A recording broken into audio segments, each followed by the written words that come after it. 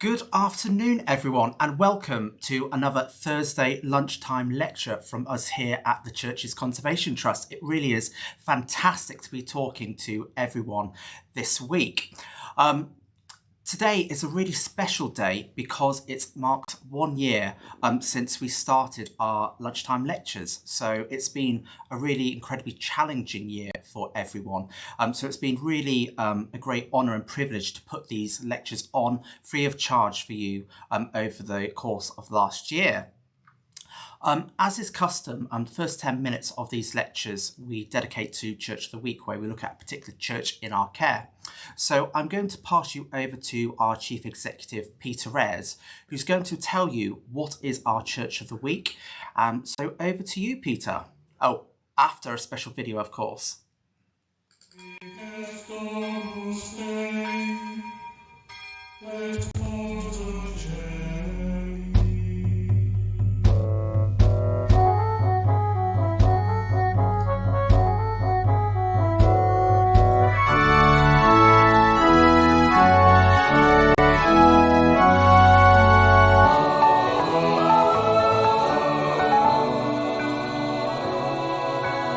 The Church's Conservation Trust brings you Church of the Week. Good afternoon, everybody. Really nice to see you all again today. Let me just share my screen and we shall announce this week's Church of the Week. So this week, well, just try and make me work my technology. You would have thought by now I got this down pat, but there we go. Okay, now you can see. So the first thing I have to do is thank Ecclesiastical Insurance, who are sponsoring Church of the Week and for their support of the lunchtime lectures. We're very grateful for this support. So today's Church of the Week is the Priory Church of St Mary's, Bungay in Suffolk. Situated in Bungay Town Centre, St Mary's is a stunning church with some wonderful features, as most of our churches are. It also has a very interesting history that includes a tale about a legendary beast. More about that in a little while. The present Church of St Mary's is a parochial nave, aisles and tower of the Priory Church of Blessed Virgin Mary and the Holy Cross, built for an order of Benedictine nuns which had been founded about 1160 by Gundrida, wife of Sir Roger de Glanville. It replaced an earlier Saxon church on this site, which was one of the 5 churches in Bungay mentioned in the Doomsday service of 1086. The graceful and elegant tower of this grand church, with its tall pinnacles, stands 33.5 metres high. It is a landmark for miles around and the focal point of this market town. If you look up as you approach, you can see the intriguing carved heads under the parapet of the north aisle.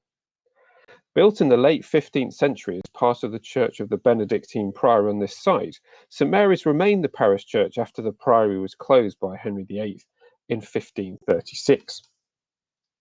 Some remains of the priory buildings can still be seen in the churchyard to the east. In 1688, the church was badly damaged in a fire that devastated the whole town, leading to major restoration work on the church, which was then restored again in Victorian times. The south aisle, which you can see here, was refaced with flints in 1850 and following years, when the late perpendicular 3 light windows were lengthened downwards by some 6 feet, 1.8 metres. In medieval times, the north walk of the priory cloisters was set against this wall, the windows being short and high set as to be above the roof of this northern side of a quadrangle of covered corridors, which gave access to the main monastery buildings, including the church. Foundations of the cloisters remain beneath the churchyard. Here you can see the interior looking east of this lovely church. Last year we had a lecture that featured the black dog or black shook of Bungay, and here you can see on the north side of the church a fantastic grotesque depicting this hellhound. The first time I ever visited Bungay, I was regaled with tales of the black dog. Well, I was thinking they were all trying to sing Led Zeppelin songs, but it was a very interesting tale, so do look up the lecture on the black dog. It's a great story. I'm sure it's true. In October last year, we were very pleased that DCMS and Historic England announced that we'd received, we'd received investment of well over £1.6 million to carry out urgent repairs at 18 of our 356 churches. St Mary's was one of them and received a grant of £165,000 to carry out repairs at a high level to the masonry, as you can see here, and the priory ruins. As part of this funding package, we, the Church's Conservation Trust, actually had to contribute 20% of the funds required. So all of your support, and thank you to everyone who's contributed to make sure this work has been delivered and delivered in very short order as well. So thank you for that funding. We're very grateful for any contributions that you've made. As part of the works on the ruins, we stabilised the surviving flint walls and indeed replaced a failing arch with a new supporting arch in one section of the wall using the best traditional craft skills. It looks an amazing piece of work here. During the works, we discovered a piece of ancient stonework in the middle of the wall used as a filler, which is possibly from the previous Anglo-Saxon church. This has now been repositioned so the public can see it. You can see the decoration on it in this photograph here. This is a picture from the main window in the tower. The masonry had eroded and needed replacing, and pollution had caused some severe stonework damage. This isn't how it looks now, by the way. It has been fixed with masonry, all right, rather than bits of wood propping it up. Here you can see the new stonework in place. Again, this was created using the same skills and techniques as the original medieval builders would have used, as an incredible piece of continuity. You can see the skill that's gone into recreating these pieces of masonry. The flint flushwork on the south side of the tower needed replacing in parts, and here you can see one stage being built. Here is the lower stage, complete and secured in place with lime mortar. This allows moisture to evaporate from the building. Lime mortar is really important. It allows the building to respire. Now, cement blocks all the water, so if there's any water trapped in the building, it can't get out, and it causes a great deal of damage, especially when it's frosted and the water expands and it blows the mortar away and sometimes the face of the stone. But lime allows the building to breathe, respire, so water can be taken in, but it can also be disposed of and evaporated easily. The glass window from the tower was taken out and needed some care and attention. It was carefully disassembled and each pane was cleaned and repaired as needed, and new lead canes were used whereas the previous lead had come to the end of its use. And here are the parts of the window being put back in place. We've made some films of this Heritage Stimulus Fund, that was the name of the grant work, and in a few months' time we'll be sharing these with you. In the meantime, do go and have a look at the work for yourself and let us know what you think. So, Church of the Week, St Mary's in Bungay.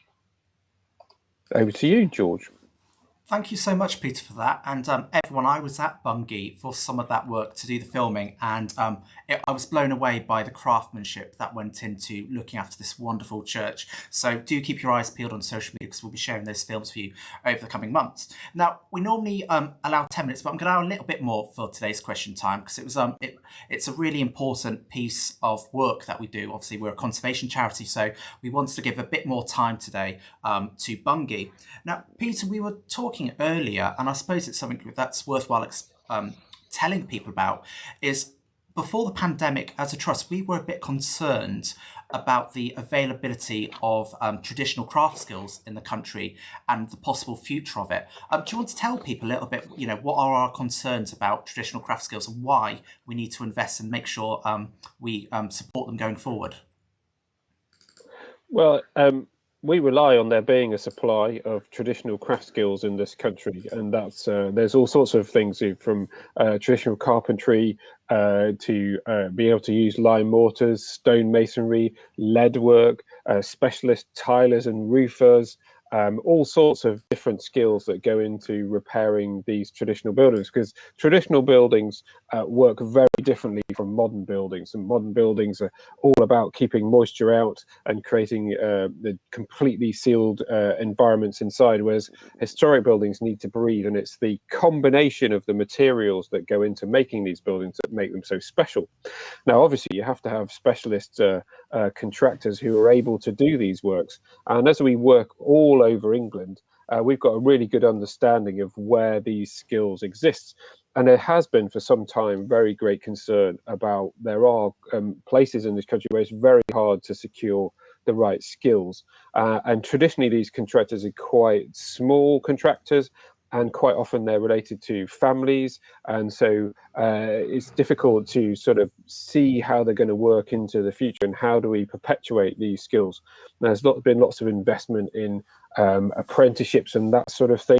But really, fundamentally, in my view, what's really important is that we can create good, sustainable businesses where people can make a good living from it using these particular skills, and that there's a desire for people to come into the business and do that. And in some ways, I wonder whether we can use the ecclesiastical heritage that we have in this country to organise how we work, to make sure that we can influence there being a proliferation of these businesses in the places where we need them the most.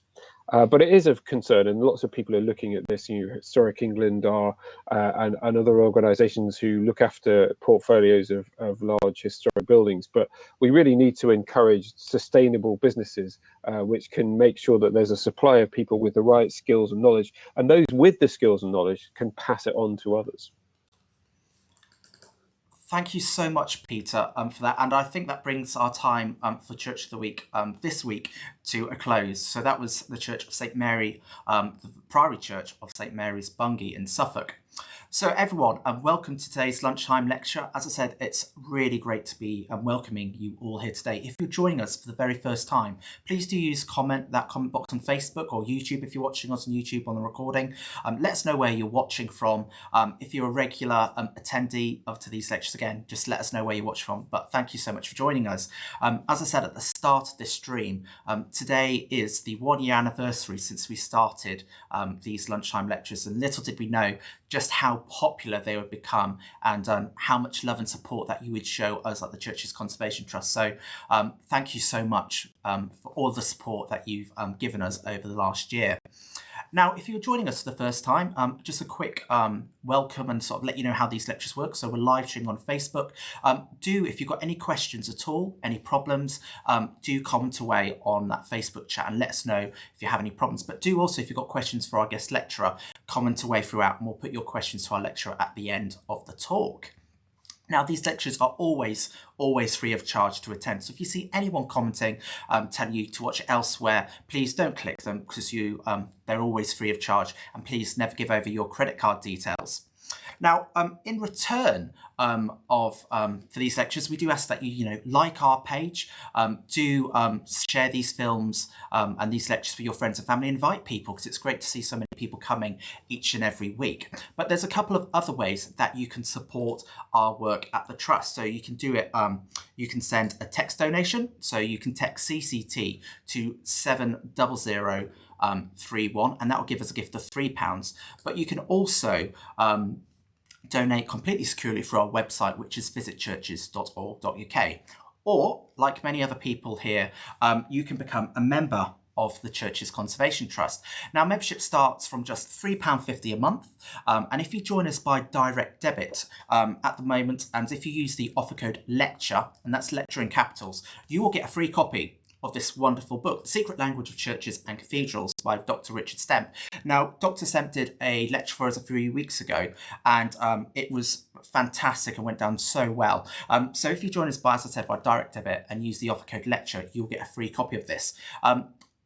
we've had such a great response to them that we ran out very quickly, and we've ordered an exclusive print run.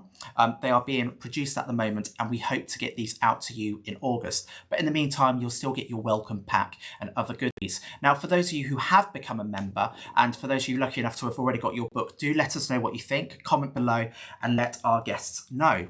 Now, two other final quick messages for notice before I pass you back to Peter. For those of you who joined us last week, we've still got a couple more copies. I think we've got about 10 copies left of 100 Churches, 100 Years. So you can buy that on our website. That's £20 plus postage and packaging. But today we're joined by Janet Gough, and Janet has written a fantastic book, which is a great little guide to today's lecture. And every single cathedral, the Anglican cathedrals of England, are included. And one of my favourite cathedrals there, Winchester. It's a great little rucksack size, so you can take it when you go and visit these cathedrals. You can take it with you. The RRP for this, I believe, is just under £15, but we're selling it for £12 plus postage and packaging. So if you'd like to buy that, do buy it from us, because all the proceeds from book sales go directly to helping us care for our collection of historic churches. But that's enough from me today, I think. If you've got any questions or any problems, comment away, and we'll do our best to help you. But we hope you enjoy the lecture, and thank you everyone for joining us and supporting us for last year. So I'm going to pass you down to Peter Ayres again, who's going to tell you a little bit about the Trust and introduce today's guest lecturer. Thank you, George. And again, a big welcome to everybody. It's good to see that, as usual, we've got a crowd of people from all over the world, from Leytonstone to Quebec via Bermuda. Always great to see you all, and really pleased to have you here. For those of you who are joining for the first time, the Churches Conservation Trust is a charity that's been around for around 50 years. We were formed in 1969 with the express intention of looking after historic places of worship, Anglican churches, which were of significant historic value, but didn't have a viable worshipping congregation anymore. And so over those 50 years, we've collected 356, and we take on about 2 or 3 more churches every year. And there's no let up for that happening. And we're really proud of the collection that we have. We think that the historic parish church is the most fantastic and democratic of historic buildings, because it genuinely tells a story of everybody across time in these buildings, because everybody has access to this building. We believe passionately that they should continue to do so.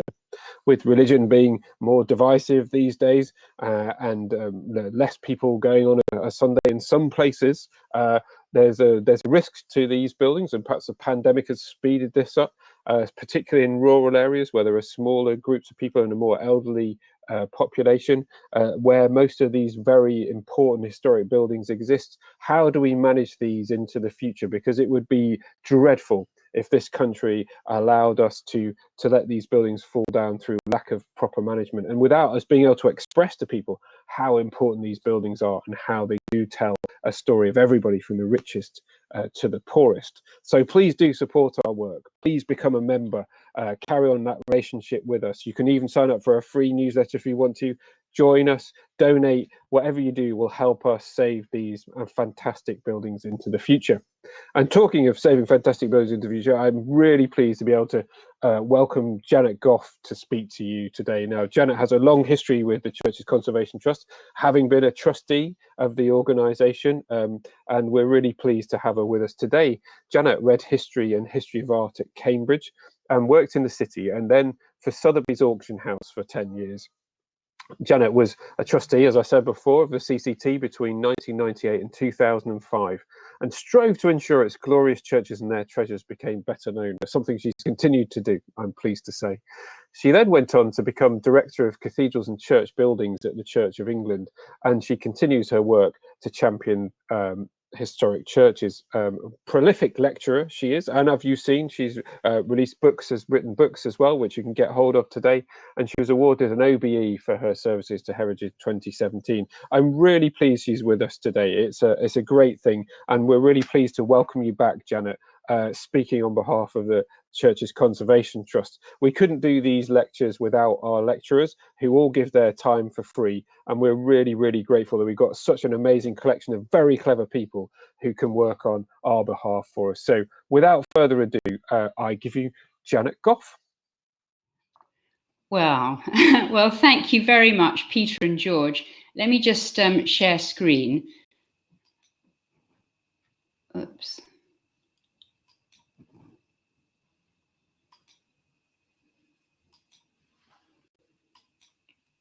Oh dear. One moment.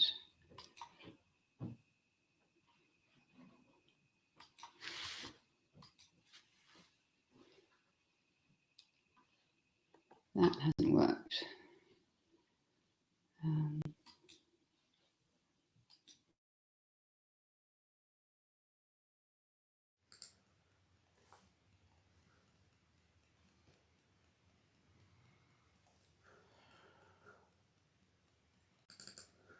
Hi, Peter.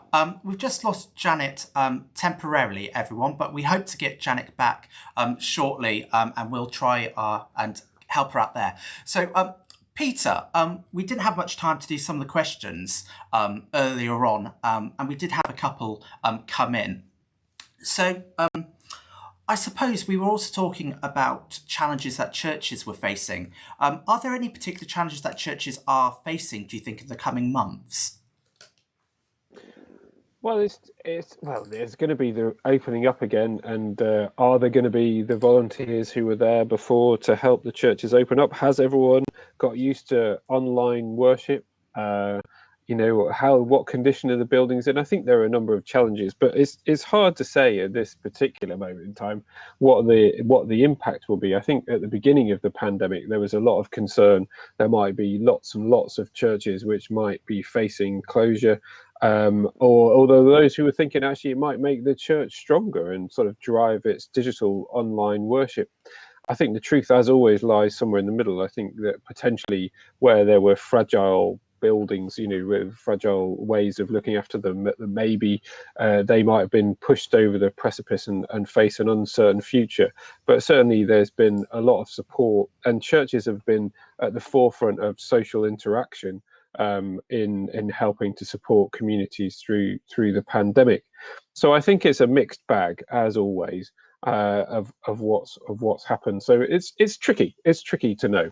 But I think again, I do think that there's this sort of risk, particularly to those rural churches, where, as I said before, with smaller congregations and smaller communities. Basically, it's a demographic thing. Smaller and more elderly communities.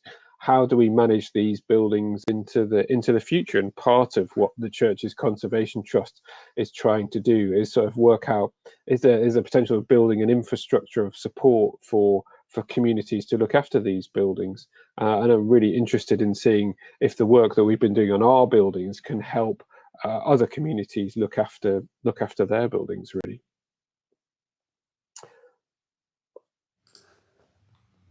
Thanks, Peter. And sorry, everyone. We're just having a couple of technical. I'm just helping Janet rejoin, so we'll be up and running in a couple of minutes. So don't worry, everyone. The lecture will be going ahead. So just give me a couple of minutes while I'm helping Janet. So Peter, could you tell us? I showed about Bungie the HSF works, but could you tell us about why was it so good? The not only the sheer amount of money we got, but what has it allowed us to do in caring for our estate of churches?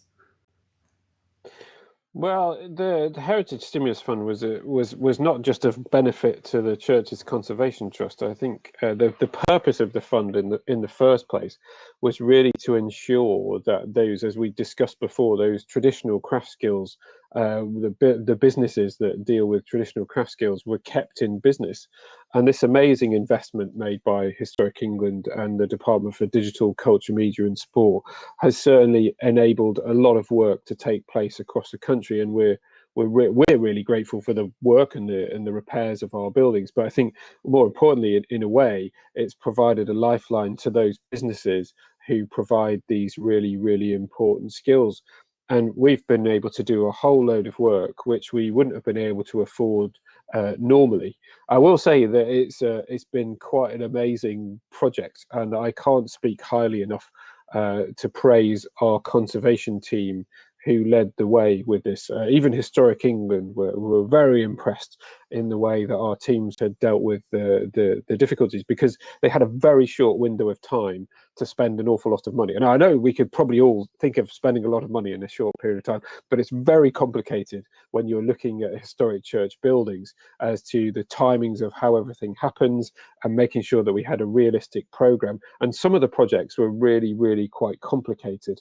And there's things like, you might not think this is complicated, but putting large scaffolds up is actually quite tricky, especially in churchyard environments where there's lots of archaeology to consider. So you've got to think very carefully about how they're constructed, how they're designed, and then once you're up there, how are people going to work when they're up there? What are the issues? And also there's the predicting of what actually is going on, because if you think about it, up a tower, you sort of, unless you can get really good access to it, you can't really see what the issues are. So sometimes there are worse problems than you ever imagined.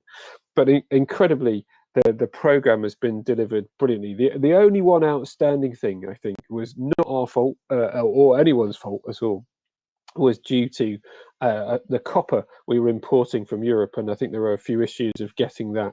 And as you're probably aware, there's a big issue with building supplies at the moment. So there've been a few tricky moments, but actually we managed to deliver everything we had to by the 31st of March, and the rest of the outstanding bits of work have all been cleared up and will be cleared up very, very soon.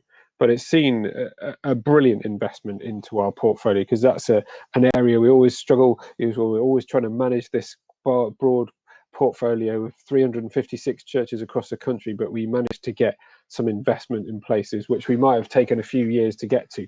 So it's been a real boost. And as I say, it also testament to how the teams organised their maintenance and repair, because we knew the information was there and it was all ready to go. It's again, the other thing about the Heritage Stimulus Fund was fantastic. Was, as I said before, although we got this large grant, we did in fact have to contribute 20%. Which is an awful lot of money when you're talking about an overall program of 1.8 million. So we had to find a way to do this. We had to use some of our reserves, but actually there was this amazing community response, and we raised a very large amount of money through the generosity of local communities who were very excited in the investment that was being made there. So it consolidated our relationship. It was good fundraising, great conservation work, a brilliant project, and I wonder if there'll be more in the future. It'd be brilliant if there was, because it's been a real boost, and I think it's helped a lot of sites all across the country. But there's still, a big challenge ahead, and church funding, church Hi, building Peter. funding. Janet's Janet is in. We've got Janet back, so we're going to crack on with the lecture. And everyone, sorry for the delay there. Technology is a great thing, but sometimes we have a couple of teething problems. But it's great. Thank you so much, Peter, for holding the fort there. So everyone, I'm going to introduce now over to Janet. The very existence in England today of cloisters, which we associate with monasteries, is surprising. Indeed, cloisters aren't a separate feature when you look up the excellent Find a Church section on the CCT's website. At the beginning of the 16th century, England had over 800 monasteries, large and small, and not all with cloisters. However, and here's the rub, thanks to King Henry VIII's dissolution of the monasteries that we've heard about from Peter, an event that lasted barely 4 years between 1536 and 1540, but had huge cultural impact, England has no functioning monasteries from the great age of monasteries in the Middle Ages. And yet, England retains an amazing collection of cloisters. By my count, around 20 examples of glorious medieval cathedral cloisters survive in England today. These ingenious medieval built spaces are still flourishing and are part of what makes England's cathedrals great. So we're standing in the nave of the cathedral, whose Twitter address is @1 Cathedral. Canterbury was England's first cathedral after St. Augustine, sent by the Pope, arrived in England in 597. Canterbury Cathedral Priory was also the largest Benedictine monastery in England. We're looking into the Great Cloister, built from 1397, which replaced an earlier Norman cloister. This is one of its 4 covered walkways, built throughout in stone. And on the right here, we see a beautiful stone vaulted ceiling over one of the walkways, and on the left, a bird's eye view of Canterbury Great Cloister. So what is a cloister? Well, the name cloister comes from the Latin claustrum, or enclosed, and means the portion of the monastery reserved for the monks and closed off to the laity. A cloister is a four-sided covered walkway set out as a quadrangle around a central garth and attached to a cathedral or a major church. And we see most of this in Canterbury Great Cloister. So, first note how the cloister runs right up against the cathedral church and then links the cathedral with the other monastic buildings, here most prominently the chapter house with its massive west window. And you can see how architecturally cloisters bring a wonderful coherence to a range of monastic buildings, often of different plans and elevations. At the centre is an open garth or garden. A screen divides the garth from the cloister walks and is filled in with tracery or open work masonry. And above that, look at the dramatic ogee or S-shaped curved gables pointing heavenward. In my photo on the right, we see the vault or arched stone roof held up by stone ribs, with the ribs forming exquisite patterns. And we're going to discover that cloisters were great places for architectural and artistic experimentation, in part because, technically, cloisters were not too complex, not so tall or wide as to present structural problems or problems of working at height, unlike, say, in the naves of major churches. We're also going to see how architecture and sculpture served to teach as well as to delight the eye. And more practically, we'll see that cloisters were spaces for the monks and clergy to live and work in, and that they were used in liturgy, most obviously for processing. So over the next half an hour, I shall argue that cloisters were England's single most inventive and enduring monastic creation of the great age of monasteries, and moreover, that they've been best preserved in our cathedrals. England witnessed two major periods of cathedral cloister building. First, during the great age of monasteries from about 1000 to 1250, and then, surprisingly perhaps, after the Black Death of 1348, a second burst of building activity took place in the late 14th to 15th centuries, giving rise to some of the most innovative and beautiful developments in medieval architecture. So how did this all come about? Well, cloisters undoubtedly owe their inspiration to Roman courtyard houses with their peristyle or colonnaded gardens. And here's a reconstruction of a Roman colonnaded garden from Pompeii. And perhaps ritual ancestor and deity worship took place under the porch, but I think you can see the gardens were obviously designed for enjoyment. We describe much of early medieval architecture as Romanesque, meaning borrowing from the Roman, and cloisters were no exception, although the Arab world also valued enclosed, colonnaded and shaded courtyards and gardens. The earliest known monastic cloister in Europe is in an ideal plan drawn up in the early 800s. It's thought to be created for the rebuilding of the Carolingian St. Gall monastery in Switzerland in the 830s. This plan is arguably the most extraordinary visualization of a building complex produced in the Middle Ages. It comprises about 40 buildings, gardens, and orchard. And can you make out the great Abbey Church with its two apsidal or round-ended ends? And then at the centre, adjacent to it, is a perfectly formed cloister range, complete with a marked-up wispy mulberry tree in the centre. Quite extraordinary. We're in the age of Charlemagne, who was crowned Holy Roman Emperor in Rome on Christmas Day 800, and who famously built Aachen Cathedral. Charlemagne oversaw a period of peace and remarkable renaissance and rediscovery of classical texts and of learning, and I suppose most significant to us, of church growth.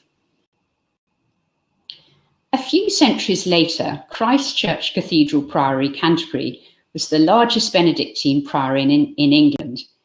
In the late 11th century, William the Conqueror appointed the Italian cleric Lanfranc to be prior and Archbishop of Canterbury. Lanfranc drew up plans to increase Canterbury Priory to 150 monks and commissioned two cloisters, the Great Cloister and the infirmary cloister. And this is Tim Tatton Brown's plan of the cathedral and priory in the mid-12th century, showing both the great cloister, which was subsequently built, as we've seen in the later Middle Ages. And then can you see to the east of that a rectangular space called the infirmary cloister? And we're very fortunate because a short arcade of the Romanesque infirmary cloister still survives, over which in 1290 Prior Henry of Eastry built a counting house. Anyway, it has an open arcade like the Roman courtyard gardens. It's round arched and has single and double shafts topped by carved capitals made of the finest materials.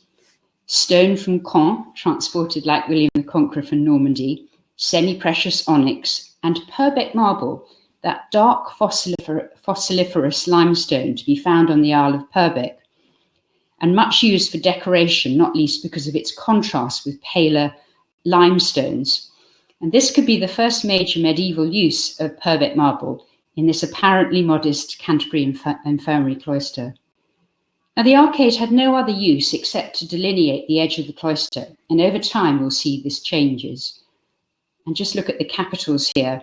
The further one is what we call scalloped, like shells, and then the nearer one, like leaves, we call foliate. At Romanesque Ely Cathedral, only the east walk of the Romanesque or Norman cloister survives, but there are two deeply carved Norman doors dated to about 1135, the one on the right for the monks to enter, and the prior's door, in front of which I'm standing. In the prior's door, Christ is seated in majesty in a mandala supported by angels. Christ's right hand is raised in blessing, and in his left he holds the book of the seven seals, revealing good and evil deeds, as set out in Revelation, the final book of the Bible. So the prior and those lucky enough to enter via this door were heading for the choir, or the holiest part of the cathedral, and symbolically entering heaven. Let's pause for a moment and remind ourselves how life functioned at our very busy medieval cathedrals. There were many people in and around cathedrals, 150 monks at Canterbury, plus all the supporting cast. Cathedrals also received ongoing visitors, particularly at Easter, on other holy days, and on pilgrimage to visit shrines. At the heart of all of this was the daily and nightly round of divine office known as the Liturgy of the Hours. 7 times a day I praise you for your righteous laws has its origins in Jewish religious practice. This was adopted by the early apostles and developed in the 6th century rule of St. Benedict, which sets out one of the earliest schemes for recitation of the 7 daily offices, plus further vigils in the night. And this slide shows the main architectural styles of our period. On the left, Romanesque, called Norman in this country as it was introduced by the conquering Normans from 1066. And it featured the earliest large-scale stone buildings, round arches, thick walls, and the deep carvings that we've seen in Ely Prior's door.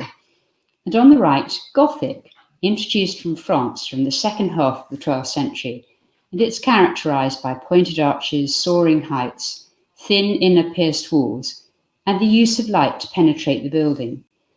Gothic is often subdivided, and my slide shows examples of early English decorated and perpendicular cloister work.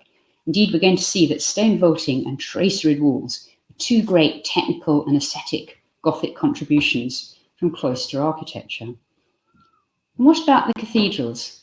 Well, cathedral is derived from the word cathedra, meaning seat of the bishop. It's the bishop's church and the mother church of a diocese. This Roman form of church government, based on dioceses and cathedrals, reflected Roman secular government and was introduced from the 7th century by St. Augustine of Canterbury, and it still pertains today. Around 1250, there were some 18 English cathedrals, delineated in my map in black and purple.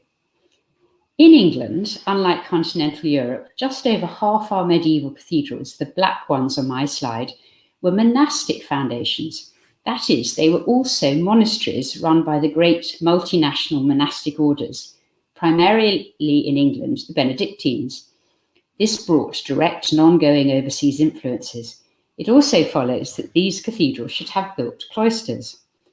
And then the other half of England's medieval cathedrals, which I've denoted in purple, were secular, i.e. run by canons or non-monastic priests living under no fixed order. And here's the first extraordinary thing. As you can see from my table on the left, a good number of the secular or non-monastic cathedrals also adopted cloisters. And we think the first appearance of cloisters in secular cathedrals was at Old Sarum, the Romanesque predecessor to Salisbury Cathedral, and now sadly destroyed, where a covered walkway enabled the bishop to walk in comfort and safety from his palace to the cathedral church. And then to complete the picture, the red cathedrals are all former monasteries that were dissolved and then by direct order of King Henry VIII, made up into cathedrals between 1540 and 1547. And my map shows 5 of these, the 6th, of course, being Westminster Abbey, which became a cathedral for about 15 years before its return to monastic use under Henry's Catholic daughter, Mary, then reversed again by her half-sister Elizabeth, who created the Collegiate Church of St. Peter, now a royal peculiar, incorporating 2 schools that we still call Westminster Abbey. Anyway, all these cathedrals created by Henry VIII had striking cloisters. And if you want to know more, as George says, have a look at my cathedrals book on sale online at the CCT. And here are plans of 8 cathedrals and their cloisters. What can we deduce from these? Well, I think the first thing to note, of course, is that churches are normally orientated on a west-east axis. And so we can see how most cloisters were built on the south, i.e. the warm side of the cathedral. In Durham's plan, top right, we see how cloisters link the church with the chapter house, the monks' dormitory, the refectory, and other monastic buildings. I also want to point out the 2 significant building periods. First, the Great Age of monasteries, 1000 to 1250, and then the rebuilding of many in the late 14th to 15th century. And I think rebuilding both enabled cloisters to remain in the vanguard of changing fashions, but also indicates how important they were. Processional use was especially important to secular cathedrals. And if you look at Wells, the second from the bottom on the right, second from the right on the bottom even, you'll see it's only got 3 sides. And I think that's because the procession, of course, would continue up the nave. And just before we move on, I want to point out in Gloucester Cathedral, the lavatorium, or sort of communal washing range that juts into the cloister garth.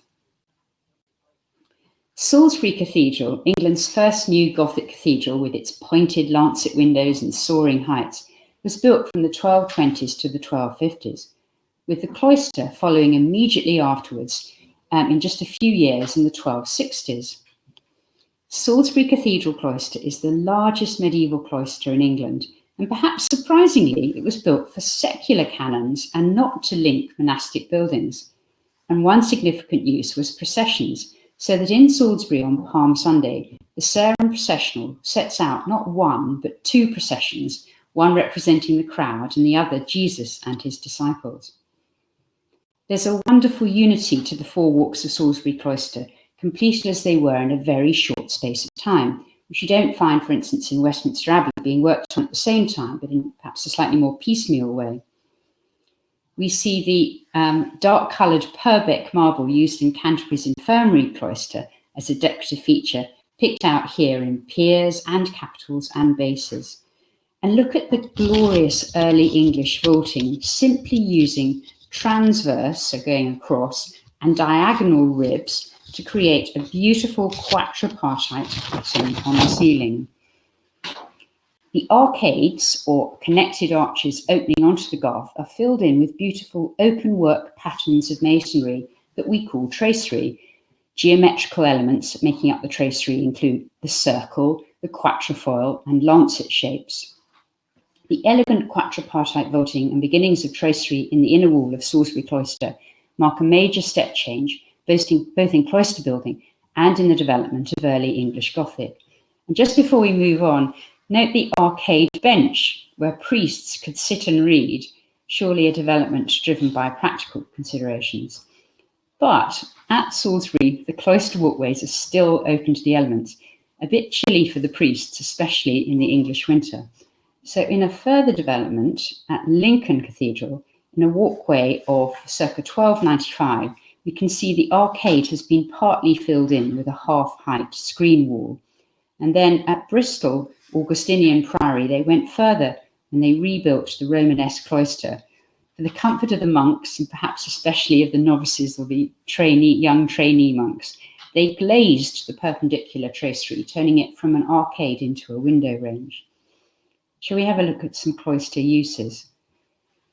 We're looking into the Gough, or garden, at the centre of Salisbury Cloisters. The cloister Gough was much valued as a haven of tranquillity at the heart of the abbey complex, often itself within a busy town. We know herbs were grown by the monks in the infirmary cloister at Canterbury, and documentary evidence confirms that in medieval times, more often than not, garths were grassed with a mown lawn, as we see here at Salisbury. Hugh de Feuilly, the French cleric and prior, who in the mid-13th century wrote an influential treatise on monastic life, De Claustro Animae, observed, and I quote, "The green lawn of the cloister refreshes the eye of the beholder and brings to his mind the delightfulness of paradise." Another manifestation of heaven on earth, or we might say this is a medieval way of describing the sense of well-being derived from a quiet space where nature can be appreciated, as relevant today as ever. And before I move on from Salisbury, those two wonderful cedars of Lebanon were given by Queen Victoria. And here's the Gough at Gloucester, and then at Lincoln. As you can see at Lincoln, it's also used for burials.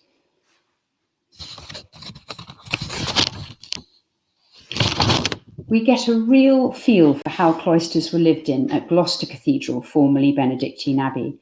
Notice how the cloister links and provides unity to the buildings of various plans and elevations. And here in Gloucester's North Walk, you can see the lavatorium, or monks' communal washing area, laid out between 1381 and 1400. It has a sophisticated waterworks system fed by a local stream, drainage, and even a large stone cupboard to store towels. And just look at the grandeur of the arcade and fan-vaulted ceiling. It's both practically and decoratively highly sophisticated. The lavatorium was sited adjacent to the refectory, used for hand washing, washing clothes, and ritual washing of poor people's feet, the weekly Maundy.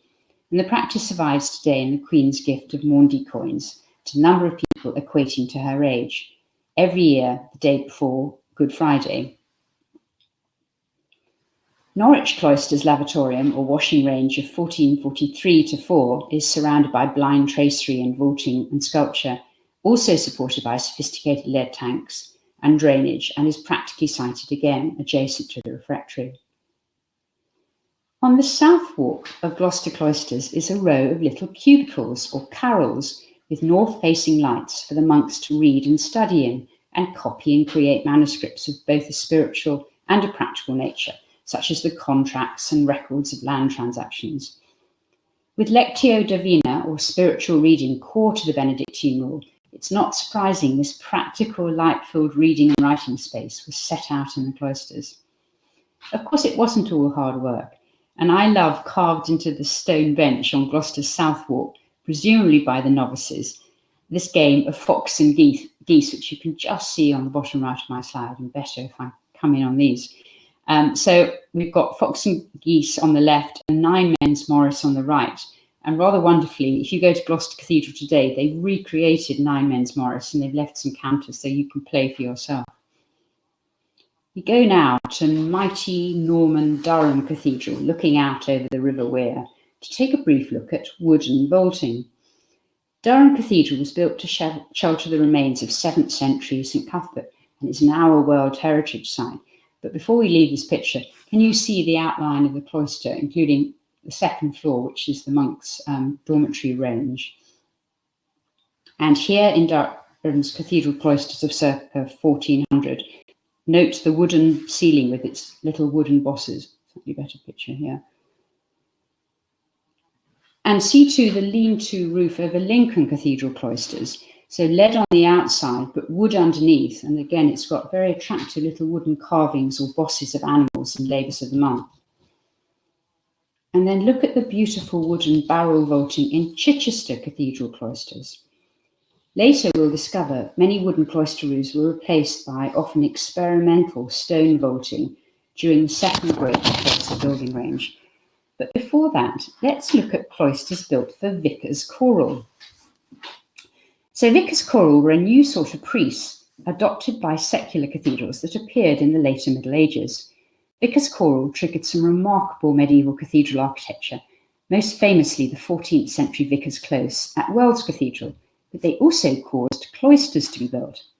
In the late medieval church, daily divine office became more elaborate with more music combined with a huge growth in masses and prayers for the dead, witnessed in the increasing number of chapels and altars in cathedrals. So a tier of minor priests who could sing and became known as the Vicars Choral were created to say these masses and offices. A complaint was made to John Stanbury, Bishop of Hereford, between 1453 and 74, that the Vicars Choral's dwelling was, and I quote, so distant from the church that through fear of evildoers and inclemency of the weather, many of them cannot go to church at midnight to celebrate divine service. Well, that sounds like an excuse the teenage son I was praising a bit earlier might have dreamt up on going to school. It was certainly to get the Vicars Choral to the daily services from their rooms in the freestanding Vicars Hall at Chichester Cathedral that a three-sided covered passageway was built between 1400 and 1410. And before we move on, do note in the bottom left-hand corner the beautiful south porch entrance to the cathedral from the cloister, decorated again with early English Purbeck marble shafts. At Hereford Cathedral, where they already had one cloister range, they went one step further and built a whole new second cloister range, effectively a college for the Vicars Choral, complete with a college hall, chapel and library, as well as accommodation ranges along 4 cloistered walks. And to further protect the Vicars Choral from the English weather and other distractions, a long covered corridor was built, linking the college cloister to the southeast transept of Hereford Cathedral. Hereford's college cloister may not boast highly sophisticated vaulting and tracery, but it's very calm and beautiful. And note the wall paintings. Last September, it reopened after a major conservation project with the help of the National Lottery Heritage Fund, and I can't wait to see what they've done. Finally, we'll take a look at vaulting and sculpture in late medieval cloisters. So here's a reminder of Salisbury Cloister from the 1260s with its exquisite early English Gothic vaulting and tracery. And now look at the vaulting in Worcester Cathedral, Priory and Wells Cloisters, so one monastic and one secular, both of which replaced earlier cloisters. And here they are. So Worcester on the left, dating from 1424, and Wells on the right from the 1380s, are built of different materials and have quite different dynamics and uses, but both of them make use of lierne vaulting. That comes from the French word lier, to link, where ribs have been added for decorative rather than structural reasons, and patterns formed of the ribs. In both vaults, the lierne ribs make octagonal patterns and have carved bosses in the intersections.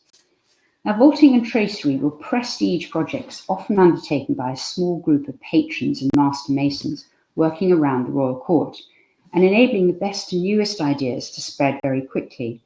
And cloisters with few structural challenges were perfect places for architectural experimentation. My favourite decorated Gothic vaulting is in Canterbury Cathedral's Great Cloister, dating from the 1390s. The vault is articulated using tierce-run vaulting, where the ribs spring from shafts and then meet at a horizontal ridge rib. And here we are looking up at it. And they're made more intricate by lierne ribs with cusps and crockets to form a star-like filigree pattern. They make shapes called mouchettes or daggers and are filled with 825 heraldic bosses. This is a stunningly beautiful work of a genius, Edward III's great architect, Henry Yaverley, who also designed Canterbury's nave and Westminster Hall that Churchill did so much to protect in the Blitz. And invented in England, fan vaulting is the supreme innovation of late medieval perpendicular style, and it appears for the first time in the cloisters of Gloucester Cathedral. Gloucester's perpendicular cloisters were built over a Norman building, and can you see the outline of a Norman arch? So perpendicular Gothic articulation involved creating a grid covering all surfaces with as much emphasis on the horizontal as on the traditional vertical thrust of Gothic. Here the vault ribs spread out like magnificent open fans or grand lady skirts. The structural outlines of early rib vaulting have been completely subsumed into a dynamic decorative scheme that sometimes defied logical possibility. The early date from the 1360s of Gloucester's fan vaults astounds me. We rightly associate most fan vaulting with the late 15th century and early 16th century in prominent church buildings like King's College Chapel, Cambridge, or Henry VII's Chapel in Westminster Abbey. But don't forget, it all started in Gloucester's Cathedral Cloisters. The whole decorative scheme in Gloucester Cloisters, with its elaborately panelled and tracery walls and arcade screens and fan vaulting above, must be one of England's most astonishing small-scale medieval spaces. To the left are the writing cubicles, and I gather some Harry Potter filming took place in Gloucester Cathedral Cloisters. Meanwhile, across the country, in Norwich Cathedral, it boasted the largest monastic cloister in England. As at Canterbury, Norwich's late medieval cloisters replaced an earlier Romanesque cloister. It was built over 130 years between 1297 and the 1430s, after clashes with the townsfolk and the terrible fire of 1272. And if you look through the tracery, you can see the cloister is built on 2 stories. And most significantly, it's full of 394 little carvings or bosses. Given the 130 years it took to build, there is surprising unity in the overall structure of Norwich cloisters. The arcades are made up of wide pointed arches, filled with glazed tracery at the top, and then 3 subsidiary open arches beneath. The earliest bosses include foliage and green men, and then the lives of the saints and Mary. And there are also 2 Apocalypse series depicting the book of Revelation to St. John, and 1 Passion series that leads up to the Prior's Door of 1310. And these series of bosses are obviously meant to be read from one direction, forming narrative sequences. In the Prior's Door, figures are placed radially against the door arch. At the centre sits Christ in majesty, displaying his wounds from the Passion, and supported by 2 angels holding symbols of the Passion. St. Peter as Pope is depicted clutching a gilded church next to a hairy St. John the Baptist, and opposite them are the local East Anglian king and Saint Edmund, and then next to him, Moses with the 10 Commandments, referencing, of course, the Old and New Testament and Old and New Covenant. Now, this is quite intense imagery, very different to Ely's Prior's Door of 1135. St. Peter shown holding the church was no doubt to emphasise the authority of the church against the new mendicant orders and other challenges. It's quite a harsh Christianity being expounded in Norwich Cloister, and needs to be seen in the context of events like the first expulsion of the Jews from Norwich in the 1290s and the Norwich-Lollard heresy trials of 1428-31. Norwich Cathedral cloisters reflect the intense religiosity of the late Middle Ages, but also the tensions that created the conditions that brought on the Protestant Reformation. So what about the Reformation in England? Well, in spite of monasteries being the first victims of the English Reformation, cathedral cloisters were not overtly religious spaces and did not contain much imagery, and therefore presumably were not immediate targets for zealous reformers. Though, of course, some of the heads of the holy figures and the bosses at Norwich cloisters did get decapitated. Ironically, the first consequence of the dissolution of monasteries was the creation of 6 new cathedrals, including Gloucester, all of which came with cloisters and were protected by the king. So logically, it was the now redundant monastic ancillary buildings, such as the monks' dormitories and refectories, that fell into disrepair and or got pulled down. As to cloisters, well, Peterborough Cathedral's cloisters were damaged by careless troops in the civil wars of the 17th century. In London's St. Paul's, the cloisters were lost to the Great Fire of 1666. At Ely, the Romanesque cloisters fell into disrepair also in the 17th century. Only, I think, at Exeter was the cloister specifically taken down under orders, as they no longer suited a refounded secular house of worship, such as in the church in the bottom right of Fox's woodcut. Indeed, at Lincoln, after the restoration of King Charles II in 1666, the North Cloister Walk was rebuilt with a new cathedral library by Sir Christopher Wren. Elsewhere, at Wells and Westminster Abbey, cloister walks became popular places for erecting funerary and other monuments. And during my research for this talk, I discovered an interesting claim that at Westminster Abbey they invented the modern game of football in the cloister Gough. It was apparently for a match in the 1860s between the boys of Westminster and Charterhouse School, which was then still in central London, that the rules of soccer were codified, but I'm not going to mistake on that one. Just like churches, some cloisters were allowed to crumble into picturesque ruins in the 18th and early 19th century. This is a picture of the Bishop's Cloister at Hereford from 1836. But look at the same space from the outside and then the inside today, and it's the setting for Hereford's cathedral shop, its cafe and temporary exhibitions. And don't forget, wonderful Hereford College Cloister.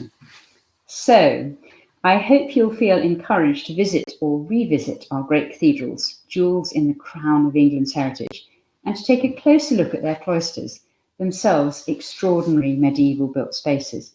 And I'm just going to finish by revelling in a few very special cloister spaces and moments. So Gloucester boasts perhaps the best preserved medieval cloister in England, and here's the Dean of Gloucester in one of Gloucester Cathedral's sublime perpendicular fan-vaulted cloister walks, no doubt an ideal space for contemplation. And in this slide, we're looking out from the Romanesque chapter house of Bristol Cathedral, formerly an Augustinian priory, under early English vaulting towards the perpendicular glazed east cloister walk, to see the choir boys returning from a service, tracing the footsteps of their medieval Augustinian forefathers. And finally, back in the cloisters at number 1 Cathedral, Canterbury, let's look through the tracery into the cloister Gough and be reminded of Hugh de Fay's late 12th century observation. The green lawn of the cloister refreshes the eyes of the beholders and brings to their minds the delightfulness of paradise. Thank you. Thank you so much, Janet, for that lecture. That was fantastic. And we've had some wonderful comments coming in. So everyone, we're going to be going into question time very shortly. So this is your opportunity to ask Janet any questions that you have or any burning questions. So please do use that comment tool on Facebook and comment away. I can only apologise for my friend, everyone, he's just totally out of it today. Normally, as you know, he's very sprightly. But no, he's well and truly in the land of Nod today. But everyone, as we said at the start of this lecture, you can buy Janet's book, Cathedrals of the Church of England. And if you liked today's talk on cloisters, you'll be pleased to know that they are featured in the book. So you can buy that from us for just £12 plus postage and packaging, and we'll comment away with a link.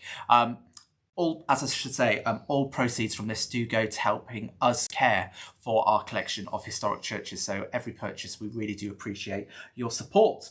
Now, as I said at the start of the lecture, we're also running a special membership offer at the moment. So if you become a member with us for just £3.50 per month, and if you use the offer code LECTURE, and that's lecture in capitals at checkout, you'll get a wonderful welcome pack, but you'll also get a free copy of The Secret Language of Churches and Cathedrals, and that will be delivered, it's a brand new exclusive print run we've had commissioned, that will be delivered in early August. But it's a great book, and I've said it every week really when we go through, but it really is a great thing. So it talks about and explains different pieces of art. So this got, again, told to piece in, but there's cathedrals like Ely in there. We talk about lectures we've had on the saints. It's all explained here. So it's a great companion for our lectures. So if you join us by direct debit for just £3.50 a month, you'll get a free copy of that. And just make sure you use the offer code LECTURE. So everyone, I'm going to go into question time now with Janet. So I'm going to bring Janet on screen again. So, Janet, there's been some great questions coming in, so I'm going to dive straight in, if that's okay. Are cloisters all covered in, or did they have open sides? I know you showed some that were open sides, but someone said here, did they always start off as enclosed space, as open space, or were they mainly enclosed? Well, I think as we saw, the idea of cloisters probably came from Roman gardens. And of course, Rome um, was based in much sunnier climes. And I think that's why we saw by the time they got to England, they could have functioned more effectively if they got enclosed. So you saw that sort of creepage. So first of all, Lincoln having the half screen, and then Bristol, they put glass in, and lots of others put glass in too. And that made them incredibly useful spaces. I mean, seriously, those line of little writing carrels were absolutely amazing in Gloucester, and other people did the same. So I think we were just very practical and adapted what we inherited from the Romans. Thanks, Janet. And do you think there's a reason why, because you talked about some cathedrals, they weren't particularly, after the Reformation, they weren't purposely destroyed, the cloisters. Do you think there's a particular reason why some survive better than others? I think there's a bit of luck in all of this, but I think the fact that they were already such useful spaces accounts for why so many of them survived. And I think you can even apply some 20th century thoughts to this. So I think, I made reference when we looked at the Gough about the sort of sense of well-being. And it was one place that you could get away from everything in that wonderful Gough space. And I think we all need that. Cloisters are very much the sort of private part of monasteries, perhaps less so in secular cathedrals. But processing, again, something that we've sort of forgotten, we don't do nearly as much in the contemporary church, was important, and they were great spaces for that. And then to me, the biggest surprise was discovering vicars choral, and that cloisters were built for them. That was a complete revelation. It's when I looked at it's really important to go and look. So when I looked at Chichester and then Hereford, I thought, hey, what's going on here? And someone pointed me towards an article, and suddenly it all made sense. And you showed some really fantastic diagrams and showed, particular cathedrals. Most of them were built on where it was sunny, so on the south side. Why do you think in some cases, they built on the north side of the cathedral? Was it really due to constraints of the land and the way the cathedral had been previously built? I think you're right, George. I think it was what land you had. So one of them built on the north side. Am I right in saying this is, maybe it isn't Durham. No, it isn't Durham. Gloucester's definitely built on the north side. But Durham, for example, just to give you another example, the Lady Chapel, which in most churches is at the far east end of a church, is actually at the west end. It's that lovely Galilee chapel where the Venerable Bede is buried. And I think it's in those circumstances, Durham's on this extraordinary promontory with the River Wear wrapping around it. It was just where the land was. So I imagine that's it's Canterbury and Gloucester in the 8 I showed you that are built on the north side rather than the south side. And I imagine it was just for practical reasons.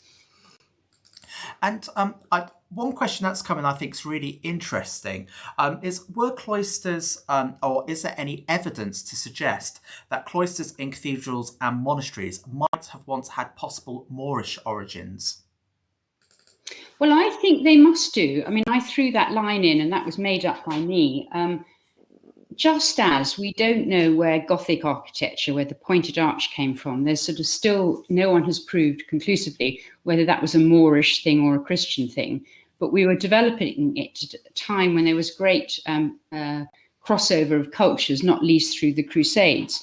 And what's that lovely castle called Crapton Chevalier, which was owned, I think it was built, and I'm completely going off piste here, but I think it was built originally by the Moors, and then Christians took it over and it went backwards and forwards. So inevitably there was some cross-influencing. But one of the things I love, which is not exactly a cloister story, but we think one of the earliest functioning vaulted ceilings of a major church is Durham Cathedral. And I think that's fantastic because we always talk about Gothic style emanating from France, but we helped develop it too here in England. And I think it's really interesting what you've said there about that kind of certainly architectural styles travelling across Europe. And, you mentioned the Crusades. But if we look at particularly Romanesque architecture, for example, Sicily is a great place. If you haven't been there, people, I highly recommend it. Palermo is wonderful, as is Monreale Cathedral, which has phenomenal cloisters. But you can see that influence there. So an island like Sicily, which had Moorish influence, which had, Islamic influence as well as then the Normans coming in, and then later on the Italians. So you can see this melting pot, which I think is why churches and cathedrals are so fascinating to go and explore, because you can see different cultural influences, can't you? Well, I think you're so right, George. And of course, the Normans in Sicily were cousins to the Normans in England and in Normandy, and they intermarried. And then the other thing, which I tried to emphasize, but didn't perhaps have enough space, is how workmen, master masons, travelled as well. So, these ideas spread really quickly. They'd finish one cathedral church in France, and then suddenly they'd, William of Sens, for example. I'm just giving one example. He was the first person to start rebuilding Canterbury Cathedral after the Great Fire and after the thing that we're all remembering this year, the tragic murder of Thomas Becket in 1170. So he was obviously from France. And even later on, I was reminded of Naumburg Cathedral only this morning, just now, when I pointed out that wonderful map, and we don't know it's for St. Gall, but we think it probably was. And it's only it's a plan, it's an architect's plan, but it had two round ends or two apsidal ends. And Naumburg Cathedral has got two round ends.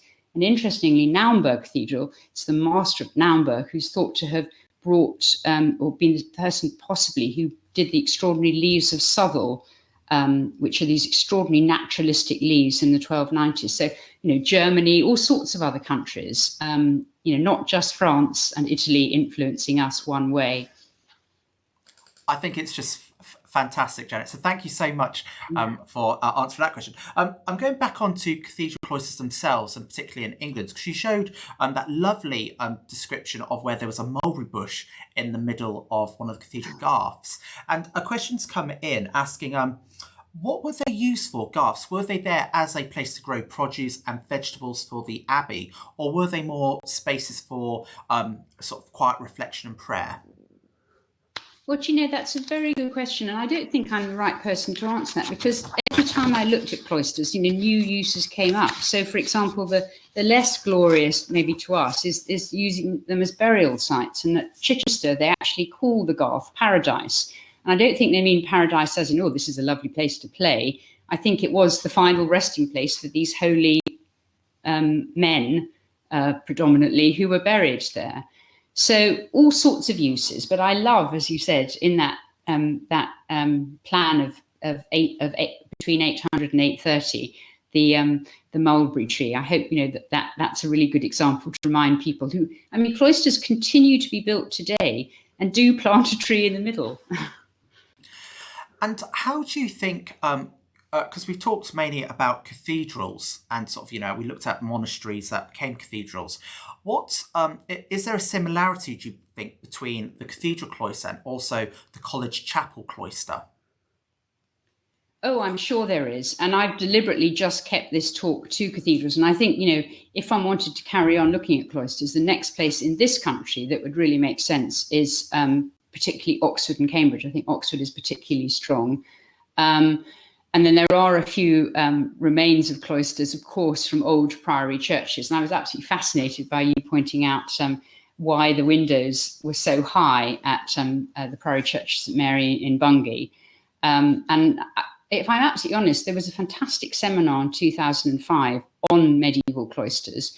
But I think there's a huge amount of work still to be done. For example, interpreting Norwich cloisters, I think there's an awful lot that still needs to be worked on. I really liked your story on Norwich because Norwich, everyone who's watched these lectures will know, so I'm a Suffolk boy, I'm from Bury St Edmunds, and I really like the story that when Norwich Cathedral was built, the Bishop of Thetford, who founded Norwich, he tried to basically take possession of the abbey at Bury St Edmunds, because St Edmund was patron saint of England before he was usurped by St George. And it went all the way to the Pope, and the Pope took the side of the monks at Bury St Edmunds, so they kept their abbey and their independence. And so the Bishop of Thetford had to scurry away, and he founded Norwich Cathedral. But it's quite interesting they've got St Edmund there. But I really like that story, Janet. So I really think we're coming to the end of questions, but I think a question we've got to ask you is, do you have a favourite cloister and why? Oh my God. Oh gosh, that is so difficult. So when I worked for the Church of England, of course, I was very diplomatic and used to say I loved the cathedral I last visited. Do I have a favourite cloister? Well, you can't help but be impressed by Gloucester, because so much of the medieval way of working, that extraordinary lavatorium and the little carrels and the fan vaulting are completely amazing. I loved discovering Norwich Cloister and all the bosses, but actually the most charming one was one built for the Vicar's Choral. I rather like Chichester Cloister. It's only got 3 sides, but it's just rather lovely. Thank you so much, Janet, for your lecture today. And everyone, this has been a year like no other, but we've really appreciated everyone joining us and supporting these lectures. And so, Janet, thank you for that lecture. I think I'm going to have to sort out a social media competition where people are going to be able to vote. And we're going to have to get sort of a cathedral sort of Twitter war going on what cathedral has the best cloisters and why. But as Janet said there, everyone, you can go and visit these places now. You can visit our churches as well. So a lot of cathedrals are close by to a lot of CCT churches. So if you're going to go and spend a day visiting a cathedral, do go and check out some CCT churches as well. But next week, we're joined by John Wright. Now, John works for the architectural firm who look after Liverpool Metropolitan Cathedral, which is the circular cathedral at the heart of the city of Liverpool, which is a fantastic and very interesting building. It's often quite divisive. Some people love it, some people hate it. I love it. But we're going to be joined next week by John, who's going to talk to us about the evolution of how the building came to be built and some of the challenges they've had of conserving it and some of the really ingenious solutions they've created to save that historic cathedral. But as I said, everyone, if you've enjoyed these lectures, please do like our Facebook page. Do consider supporting us. As I said, we've got a really great membership offer going, and we'll post details below shortly. And as I said, if you'd like to buy Janet's book, you can do that from us. You can buy that on our website for just £12 plus postage and packaging. Well, I think that's enough from me today. As you'll see, everyone, Clement's woken up now. So, but thank you so much, everyone, for a fantastic lecture, and I hope everyone has a great week.